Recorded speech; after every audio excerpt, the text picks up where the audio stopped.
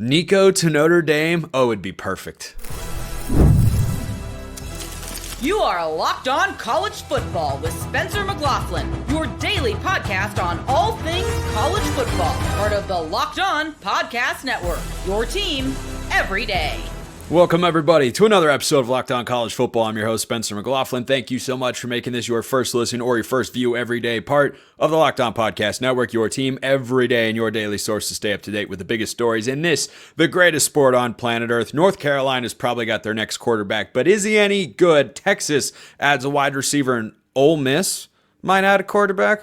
Yeah, we're going to explore that on today's show, which is brought to you by Game Time. Download the Game Time app, create an account, use code LOCKEDONCollege for $20 off your first purchase. So Tyler Wojak of Locked On Irish is here because I have this idea.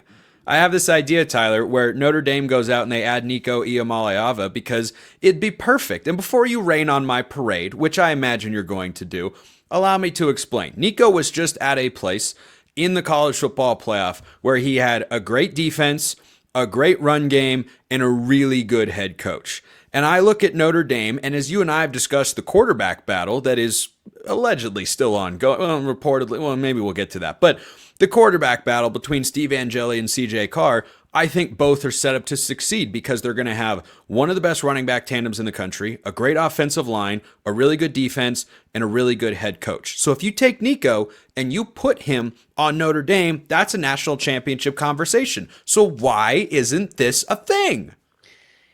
Okay, well, this is good. I think whenever you're approaching something like this where a lot of people have opinions, there's a lot of input from a bunch of people maybe outside of the program who have a lot of thoughts. It's always good to get the bad ideas out of the way first so you could just address them and then move on. So you could say, hey, we did consider that, but then we moved off it quickly. No, this is not a fit at all for what Notre Dame is trying to build under Marcus Freeman.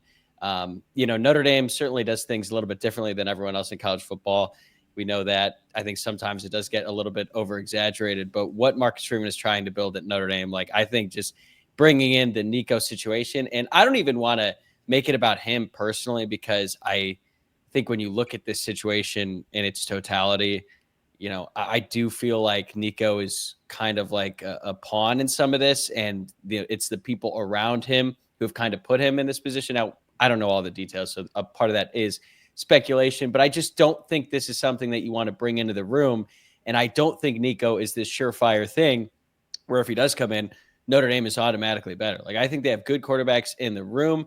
Nico has obviously played more than any of the guys that Notre Dame currently has, but I look at his stats from last season and they just do not impress me at all. He finished with 19 passing touchdowns, 5 interceptions, 2,600 passing yards. But what really concerns me is when you go by that game log, against Ohio State, he played terribly. Played pretty good against Vanderbilt, who I guess is back. Did not play well against Georgia. Played really poorly against Alabama. Was missing a bunch of open throws. Was not good against Oklahoma either. So in all of their big games, he did not perform. And I think that's a big reason why Tennessee was like, you know what? I'm good on $4 million. You can go look elsewhere. And that's exactly what he's doing. And I think there's a reason why some of the names being mentioned are like Tulane. No offense to the Green Wave and all our fans out there, but I just don't think it's a fit at all.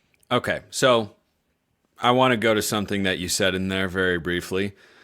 Vanderbilt being back implies that Vanderbilt was once a mighty power. So I just wanted to throw that out there and say, I don't know when that was. It wasn't in my lifetime, unless you count the James Franklin days. I guess.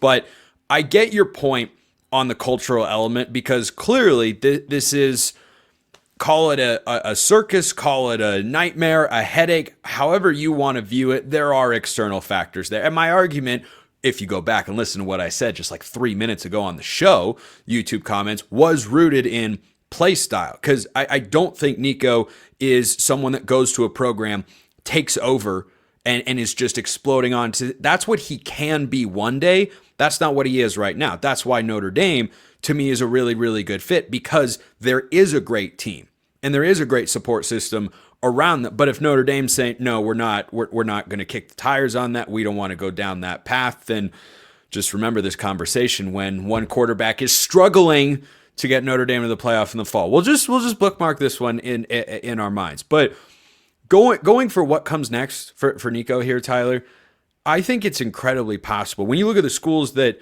are considering going after him, I think it's entirely possible he doesn't even get $2 million a year like he was getting at Tennessee. What has UCLA, which is one of the favorites, ever demonstrated to show you they're going to pay the $4 million a year they're looking for? Tulane, I'm sure, would love to bring in someone this high profile. I don't think they've got $4 million a year to spend on a quarterback. So as you look at this entire landscape, what do you think he should be wanting to do if Notre Dame isn't an option? Because to me, that's one of the most logical ones. Maybe Michigan, and Michigan would have the NIL, but they're giving a lot to Bryce Underwood. I think they're going to maybe go with the young guy. That was the last report that came out of Ann Arbor in there. So what do you make of what his options are if Notre Dame is not going to happen?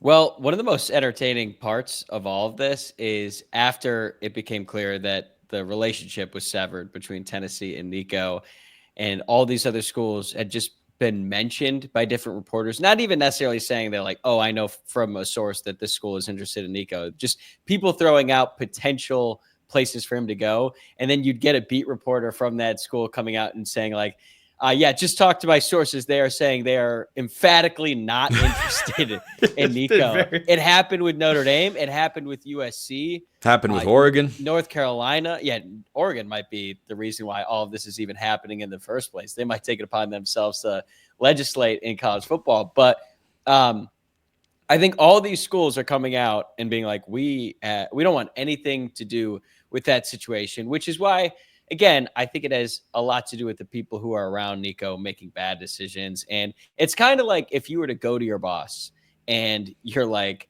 hey, I need a promotion or I need a raise or I'm going to quit. And then they just say, nope, we're good.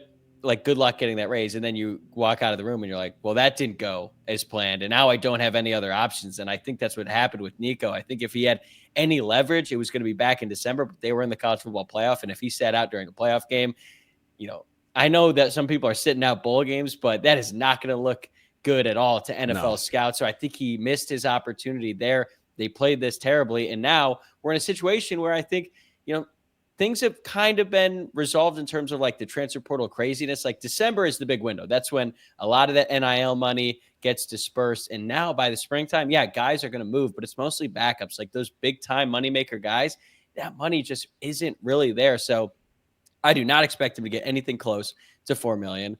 UCLA makes the most sense because he's from Southern California, and I think they're desperate to have anything. They did pay up to get Dante Moore when he was in high school, but then he left after one season. So I don't really know. In a way, I do feel bad for him in this situation. Me too. But ultimately, I actually do think that Tennessee is going to come out of this, maybe not this season in the short term, better off than before. But I do think that this is a good look for the program and Josh Heupel saying, hey, no one is above the team and no one is above this program.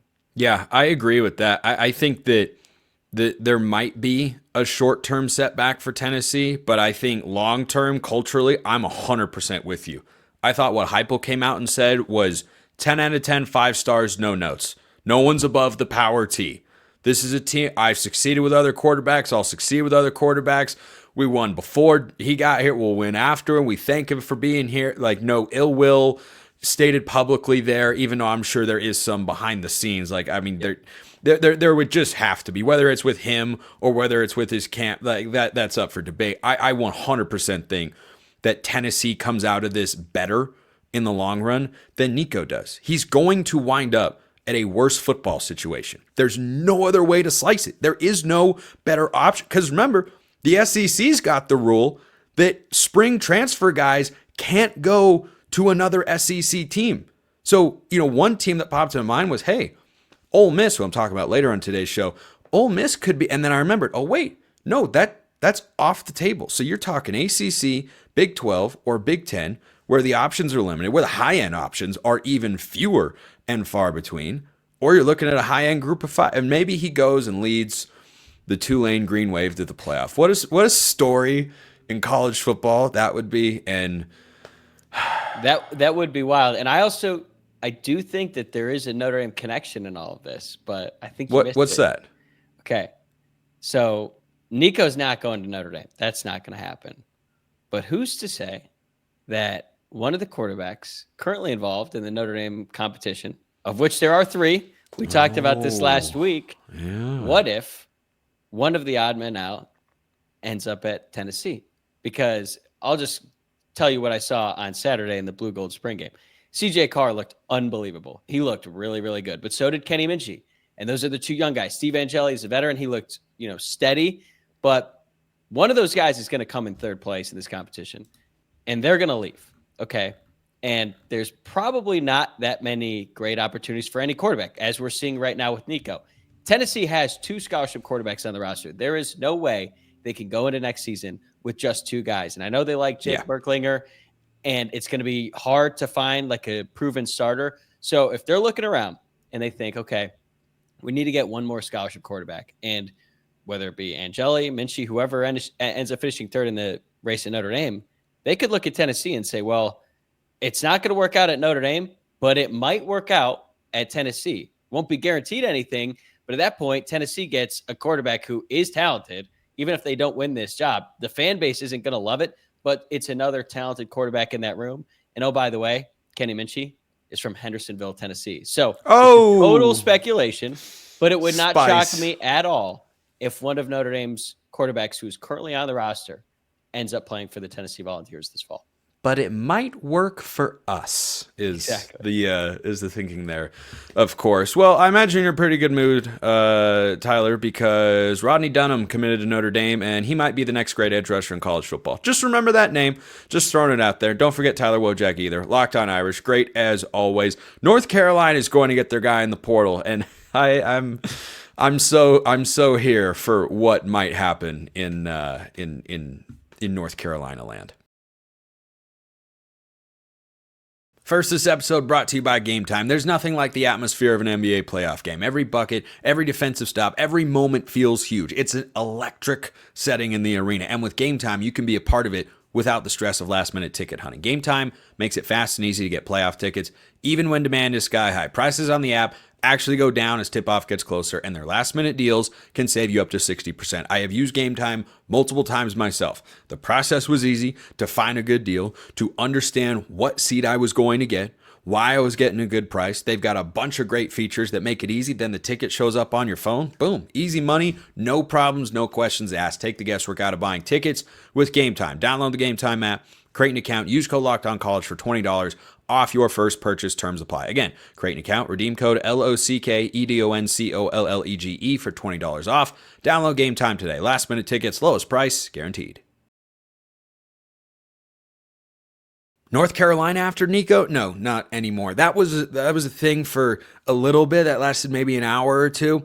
And now North Carolina has decided that Gio Lopez is likely to be their next quarterback. So this hasn't officially been done as I'm recording this segment, but let me all but assure you, this is going to get done. So Gio Lopez is not someone you've heard of until now, and it's someone who most people might not hear about until he starts ACC football games in 2025 in the fall. Lopez competed in the Sun Belt this past year. Sun Belt, Fun Belt. I'm here for it. I'm not throwing shade at that conference.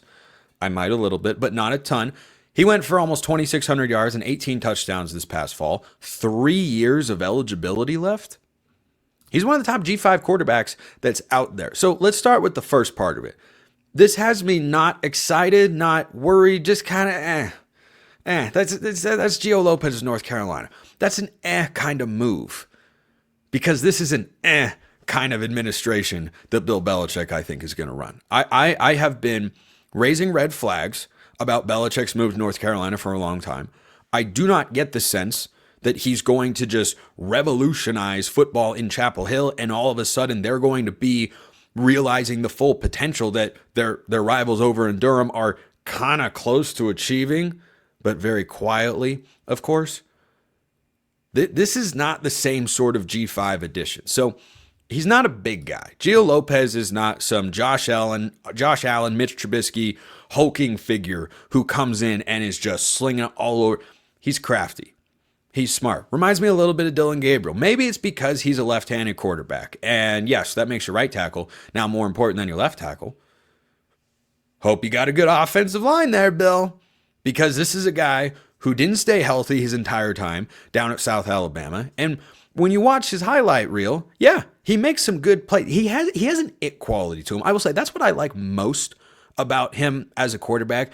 He has that kind of playmaking it quality because He's not someone that blows you away with all his physical traits. He just goes out there and he makes plays. But I'm raising a red flag again here. When you have someone that has any sort of injury history coming from the group of 5 ranks, is that going to suddenly get better at North Carolina as Bill Belichick's figuring this thing out? Is this really the answer that they're going for? Look, it's year 1. With any other coach, perhaps I have to recognize my own biases here in this situation, because my initial take has been, and this may shock you, I enjoy being right more than I enjoy being wrong, but I point out to you guys always when I'm one or the other, because I'm both frequently. That's the nature of the business I'm in. So maybe I need to get rid of this notion that North Carolina is going to be good right away, or that they should be expected to be good right away. Because did Mac Brown hand off a stellar program? Not really.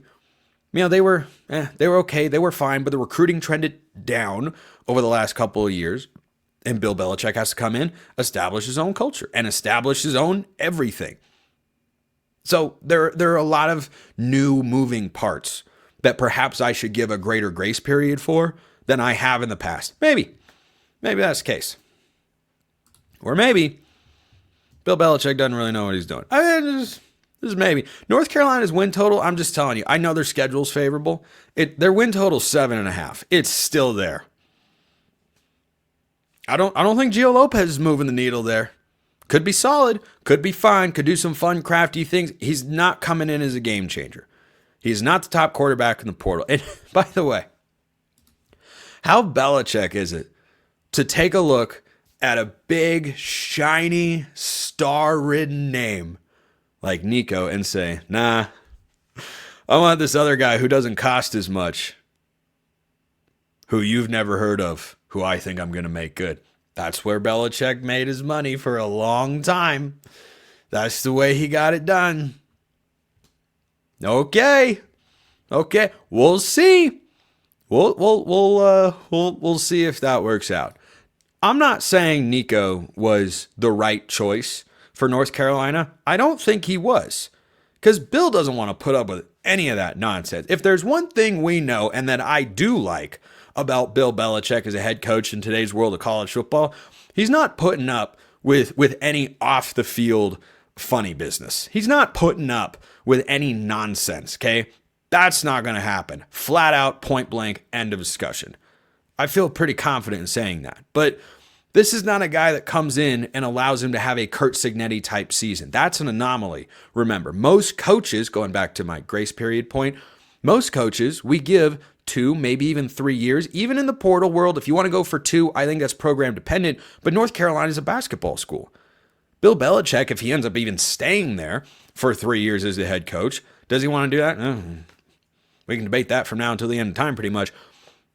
If he does end up staying there for the next several years, he should be evaluated the same way any other coach is. First year, can't take a whole lot from it. Just trying to establish some sort of culture, get people excited, maybe win a fun game or two, maybe win a rivalry game, all that sort of stuff. Year 2, you got to show progress. And then year 3, you need to be close, not right next to your ceiling for the program that you run, but you got to be pretty close to it. You ought to have shown some serious growth to excite the fans and have changed the minds of donors and alumni over there at North Carolina who are kind of like, I don't know about this whole Bill Belichick hire. This is not the move that's going to do that. It's really not. So, Gio Lopez, he go out, good football player. I think he's going to be a fun watch.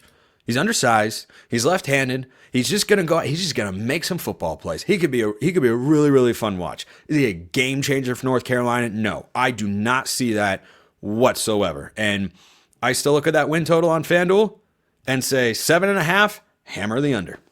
Hammer. That's the way I see North Carolina going into this year. So here's something I didn't see coming. Those of you watching on YouTube have noticed there's been a little change to the graphic over here on the side. That's because I called an audible on my third segment on today's show. I'll talk Lane Kiffin and Texas's wide receiver edition that I really like on tomorrow's show, assuming nothing else crazy and wild breaks, because the best player at his position entered the transfer portal as I was recording this show. That's how quickly the portal can move. That's how quickly things can change. That's what's happening right now. The best player at the running back position is now in the transfer portal. And I tell you, every year, I think, there won't be any big names in the spring window. There'll be some solid names. There'll be some good. Nope, we've got Nico Iamaleava and Jadyn Ott is in the transfer portal. How in the world was this allowed to happen? This is not a good sign. It is not a good sign for Justin Wilcox and company. Really not good. Really not. Like North Carolina levels of this has got a red flag raised up. Oh boy, what's going on here? So if you'd like to hear my take on all of that, do you know what you have to do? I do. You just stick around.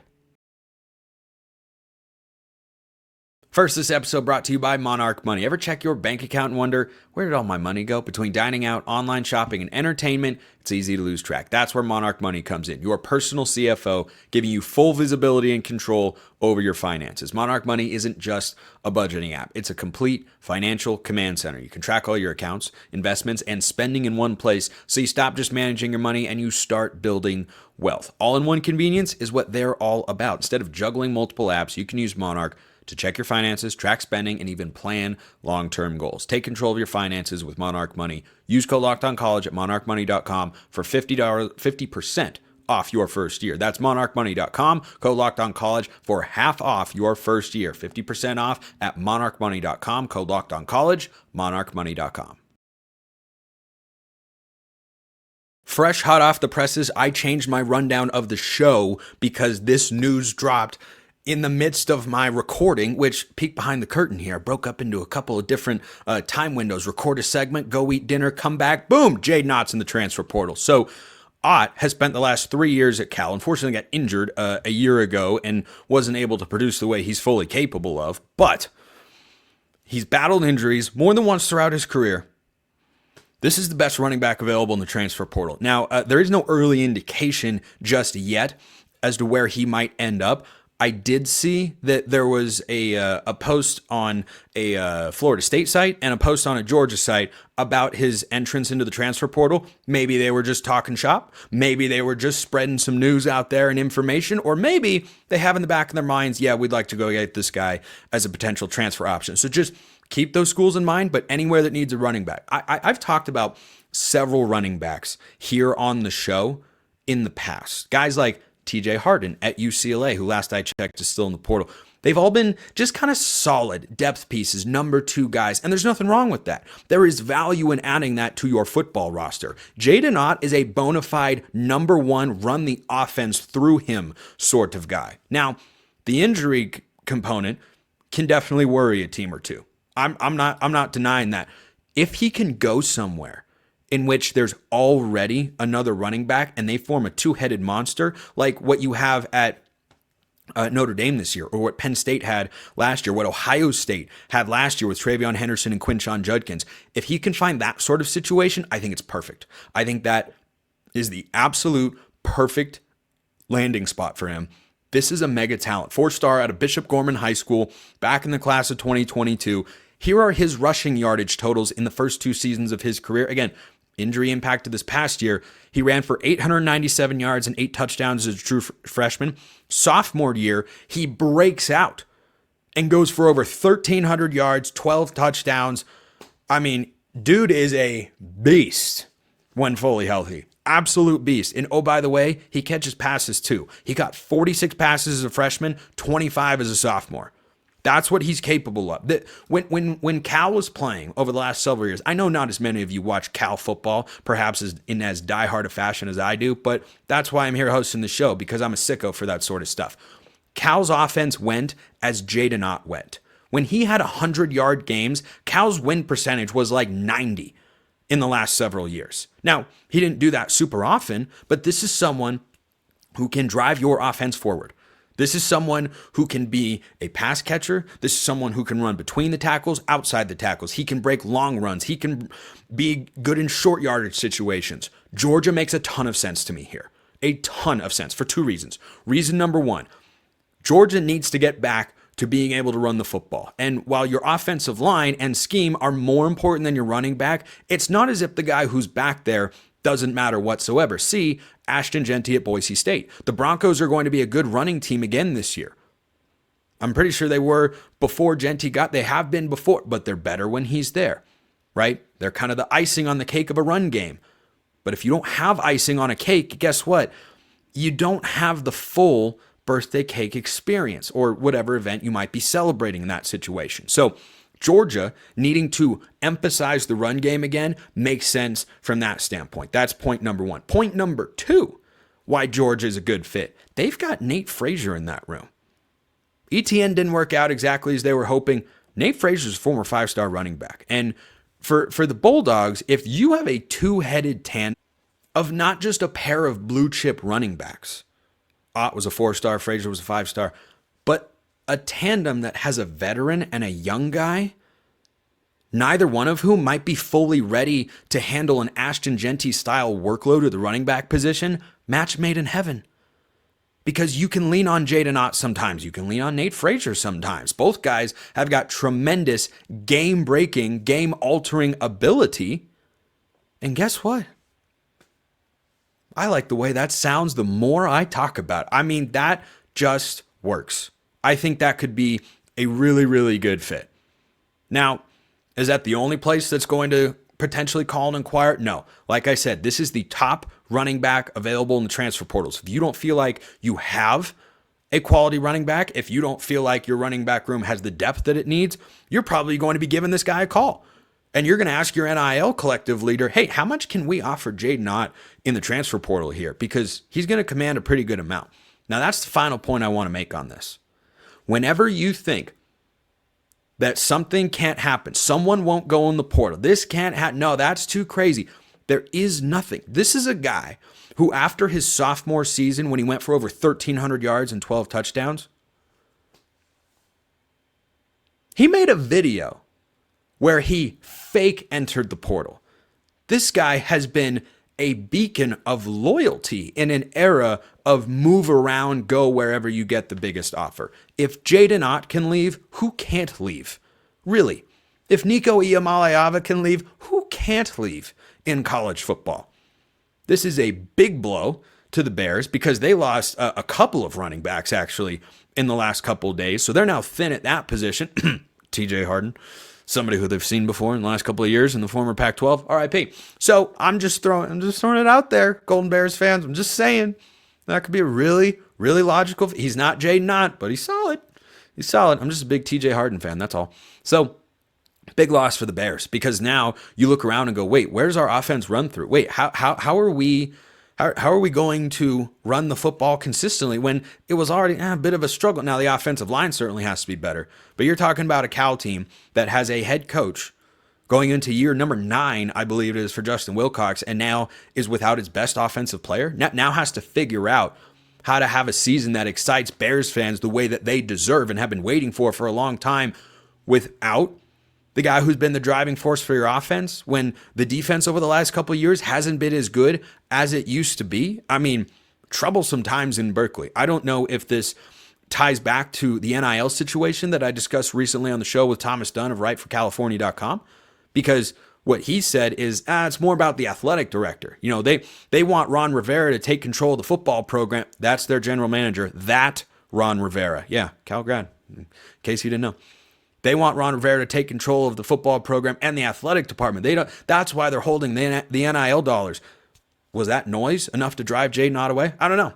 I do not know what exactly went down there, but it feels timing-wise non-coincidental. Now, post hoc ergo propter hoc, of course, after, therefore, because, logical fallacy, correlation does not equal causation. So I'm not going to definitively say that's what happened here. It certainly cannot be ruled out that sort of situation within the program, a place he wanted to stay loyal to. He had offers from Oregon, USC coming out of high school. He went to Cal. It was a big win for the Bears. He's been a big part of what the Bears have been over the last couple of years. Amidst all the turnover, Jadyn Ott has been there, and now he's not. So significant loss for the Bears, huge pickup for somebody else. The team that pops in my head immediately, Georgia. Georgia makes so much sense for Jadyn Ott. Appreciate everyone listening. I will see you next time. And until then, hope you have a wonderful rest of your day.